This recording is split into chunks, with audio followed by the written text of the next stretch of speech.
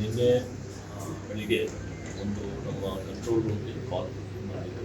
ಆ ಕಾಲಲ್ಲಿ ಒಬ್ಬ ವ್ಯಕ್ತಿ ಇಲ್ಲಿ ನಮ್ಮ ನಿನ್ನೆ ಏನೋ ಬಂದೋಬಸ್ತ್ ನಾವು ನಮ್ಮ ಬಂದೋಬಸ್ತ್ ನಡುವೆದಲ್ಲಿ ಒಂದು ಕಾಲ್ ಬಂತು. ಆ ಕಾಲ್ ಪ್ರಕಾರ ಒಂದು ಬಾಂಬ್ ಇಟ್ಟಿದ್ದೀನಿ ಅಂತ ಅವರು ಮಾಹಿತಿ ಕೊಟ್ಟರು.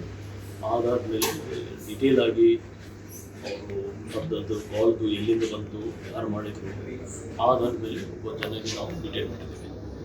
ಅವ್ರು ಕೊರಮಂಗಲ ಲಿಮಿಟ್ಸ್ ಅವರು ಪೊಲೀಸವರು ನಿನ್ನೆಯಿಂದ ಈವರೆಗೆ ಕ್ವೆಶನ್ ಮಾಡಿದರು. ಸದ್ಯಕ್ಕೆ ಅವ್ರಿಗೆ ಡಿಟೇಲ್ ಮಾಡಿ ನಾವು ಇನ್ನೂ ಕೂಲಂಕಷವಾಗಿ ಪರಿಶೀಲನೆ ಮಾಡ್ತಾಯಿದ್ದೀವಿ.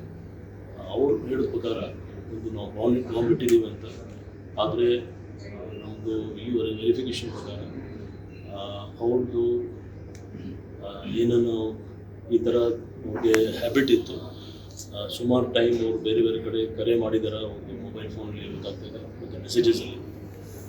ಸೊ ನಾವು ಪರಿಶೀಲನೆ ಮಾಡ್ತಾಯಿದ್ದೀವಿ ಯಾಕೆ ಈ ಥರ ಮಾಡಿದ್ರು. ಬಟ್ ಆ್ಯಸ್ ಆಫ್ ನಾವು ಇದು ಒಂದು ಫೋಕ್ಸ್ ಕಾಲ್ ಅಂತ. ಪರ್ಟಿಕ್ಯುಲರ್ ಆಗಿ ಯಾವ ಏರಿಯಾದಲ್ಲಿ ಇಟ್ಟಿದ್ದೀನಿ ಬಾಂಬು ಅಥವಾ ಏನು ಐಟಮ್ ಇಟ್ಟಿದ್ದೀನಿ ಅಂತ ಇಲ್ಲ, ಅದು ಯಾವುದು ಅಂತ ಯಾವುದು ಇಲ್ಲ, ಬಾಂಬ್ ಇಟ್ಟಿದ್ದೀನಿ ಅಂತ ಹೇಳಿದ್ರು. ಅದಾದಮೇಲೆ ನಾವು ನಿಮ್ಗೆ ಏನು ಮಾಹಿತಿ ಇದೆ ಎಲ್ಲ, ಯಾಕೆಂದರೆ ಅವರು ಆಮೇಲೆ ಮೊಬೈಲ್ ಸ್ವಿಚ್ ಆಫ್ ಮಾಡಿದರು. ಆದರೆ ಟೆಕ್ನಿಕಲ್ ಆದಾದಮೇಲೆ ನಮ್ಮ ಟೀಮ್ಸ್ ಅವರು ಬೇರೆ ಬೇರೆ ಟೀಮ್ಸ್ ಅವರು ತಕ್ಷಣ ವ್ಯಕ್ತಿಗೆ ಇನ್ 1 hour ನಾವು ಅರೆಸ್ಟ್ ಮಾಡಿ ಡಿಟೇನ್ ಅವ್ರದ್ದು ಲೊಕೇಶನ್ ಗೊತ್ತಾಗಿ ಅವ್ರಿಗೆ ನಾವು ಟ್ರೇಸ್ ಮಾಡಿದ್ದೀವಿ. ಟ್ರೇಸ್ ಮಾಡಿದ ಮೇಲೆ ನಮ್ಮ DCP ಸೌತ್ ಈಸ್ಟ್ ಮತ್ತು ನಮ್ಮ ತಂಡ ಮತ್ತು CCP ಟೀಮ್ ಮತ್ತು ನಮ್ಮದು ಬೇರೆ ಬೇರೆ ಟೀಮ್ಸ್ ಕೂಡ ಅವರು ಪರಿಶೀಲನೆ ಮಾಡ್ತಾಯಿದ್ರು. ಅವ್ರು ಹೇಳಿದ ಪ್ರಕಾರ ನಾವು ಬಾಂಬ್ ಇಟ್ಟಿದ್ದೀವಿ. ಬಟ್ ಇಂಥ ಮಾಹಿತಿ ಫಾಲ್ಸ್ ಇನ್ಫಾರ್ಮೇಷನ್ ಮತ್ತು ಥ್ರೆಟ್ ಮಾಡೋದು, ಬುಕ್ಸ್ ಕಾಲ್ ಮಾಡೋದು, ಅದು ಎಲ್ಲ ಒಂದು ಸೀರಿಯಸ್ ಅಫೆನ್ಸ್ ಇದೆ.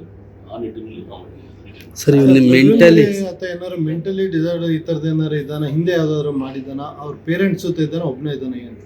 ಇಲ್ಲ, ಕೊರಮಂಗಲ ಲಿಮಿಟ್ಸಲ್ಲಿ ವಾಸ ಮಾಡ್ತಾಯಿದ್ರು. ಅವ್ರ ಫ್ಯಾಮಿಲಿ ಇದೆ, ಅದು ಬೇರೆ ವಿಷಯ ಇದೆ. ಬಟ್ ಮೆಂಟಲ್ ಕಂಡೀಷನ್ ಬಗ್ಗೆ ನಾವು ಡಾಕ್ಟರ್ಸ್ಗೆ ನಾವು ಕೇಳಿದ್ದೀವಿ. ಅವ್ರದ್ದು ಹಳೆ ರೆಕಾರ್ಡ್ಸ್ಗಳು ನಾವು ತಗೊಂಡಿದ್ದೀವಿ. ಕೆಲವು ಟ್ರೀಟ್ಮೆಂಟಲ್ಲಿ ಇದ್ದಂಥ ನಮಗೆ ಮಾಹಿತಿ ಬರ್ತಾಯಿದೆ. ಯಾರು ಸಂಬಂಧಪಟ್ಟ ಡಾಕ್ಟರ್ ಟ್ರೀಟ್ ಮಾಡ್ತಾರೆ ಅವ್ರ ಬಗ್ಗೆ ಅವರಿಗೆ ಪರಿಶೀಲನೆ ಕೂಡ ನಾವು ಕೇಳ್ತೀವಿ, ಡೀಟೇಲ್ಸ್ ಕೇಳ್ತೀವಿ. ಅದಕ್ಕೋಸ್ಕರ ನಾವು ಪೊಲೀಸ್ ಕಸ್ಟಡಿ ತಗೊಳ್ತಾ ಇದ್ದೀವಿ. Okay sir, thank you.